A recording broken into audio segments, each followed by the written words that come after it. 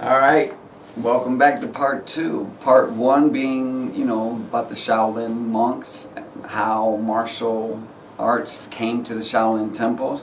Part two, though, I'm going to really get into this internal and external that people argue forever. Okay, this isn't going to be easy because so many internal stylists will bark, bark, bark, but whatever. Let me regress a little bit, talk about the military people, okay? The military, the ones that, with the swords, the spears, that did all the fighting. How did you achieve rank and be a general, in a military? Okay, your skills are much more greater than that of a private or a corporal or a sergeant or an enlisted person. Even lower ranking officers. Okay, your skill level is much higher. Okay, so that being said, and people can climb the ranks. And how do they climb the ranks? By surviving. Okay, winning war battle after battle and not dying, not becoming a cripple. Okay, so now their skill level's getting more mature. Their rank is, of course, increasing because they've done it, they've been there, they've battled. Okay, this whole internal and external, everybody that trains in martial arts gains internal strength as well as external strength. Okay, I always told my students that when they're holding stance work, they're doing stance work and they're holding stances for long periods of time, it's not just strengthening the legs, it's strengthening the brain. Okay, because what happens is when the pain starts hurting the legs so badly, the body starts trying to tell the brain what to do. The body will tell the brain, hey, stand up, this hurts, But we all know, everyone who's an adult watching this, and has been through probably, sixth grade or whatever, knows that if I do this with my finger, it's because my brain sent the signal to make my finger move in this manner. Okay, so the brain is the computer, the brain is the master, the body is the slave. So when you drop down into a stance and you're holding it for long periods of time, a low stance, and the pain is hurting, it's up to the brain to stay strong and keep getting stronger to tell them that slave legs to hold that position. Okay, so you're not just getting stronger leg muscles, you're also getting a stronger mental attitude. Okay, and you're gaining strength that way. So everyone through martial practice gets strong internally as well as externally. Okay, this whole internal and external thing, it was only the internal were the high-ranking officers. They were the ones who has the higher skill level, so they learned the internal arts. Okay, that were kept secret. The enlisted, the privates, the corporals, the sergeants, these people learned the external arts, which was given to the masses. Okay, the internal arts were kept for the elite, the rich, the high-ranking officers. These are the people that learn internal arts. Okay, it's nothing to do with, when you learn an internal art, you're building internal energy that you're going to do this and do that.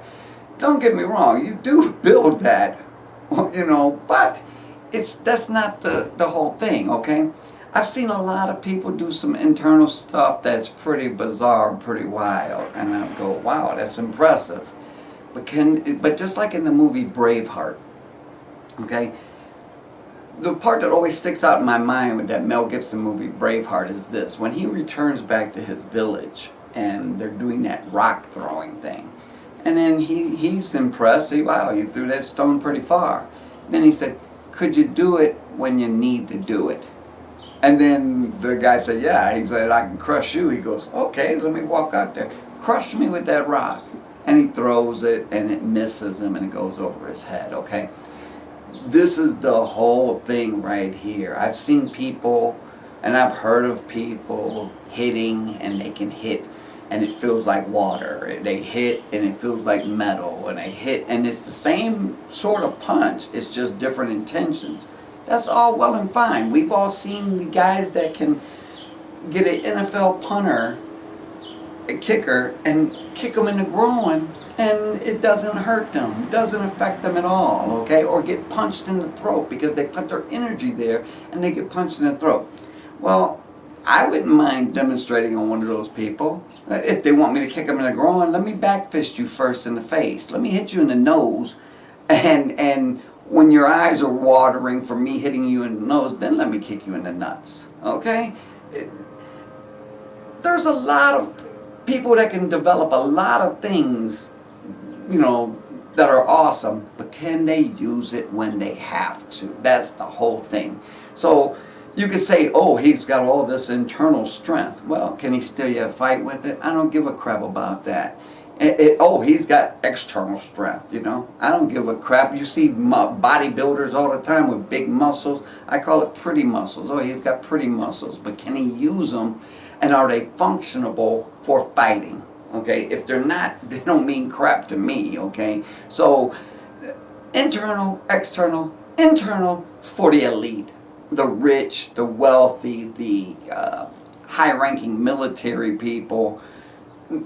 They learned Xing Yi. They learned Bagua. They learned Tai Chi. The common foot soldier, he learned self-defense and things to make it through that battle, or at least stop, slow the opponents down from getting to the more elite people. Okay, so that right there in a nutshell is internal and external. And I know people are going to say, you know, I'm full of crap and this and that.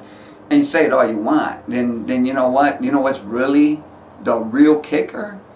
Is they got such great internal martial skills, and they're the only ones that know these internal styles and this internal energy that they can bring out at a moment's notice. Then you know what the shame is? They get their ass kicked by somebody, some peasant or a commoner that's just doing some external martial arts, okay?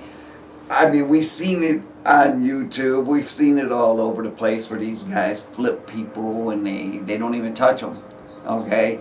And they've developed such internal power, they don't even touch them and they knock them out.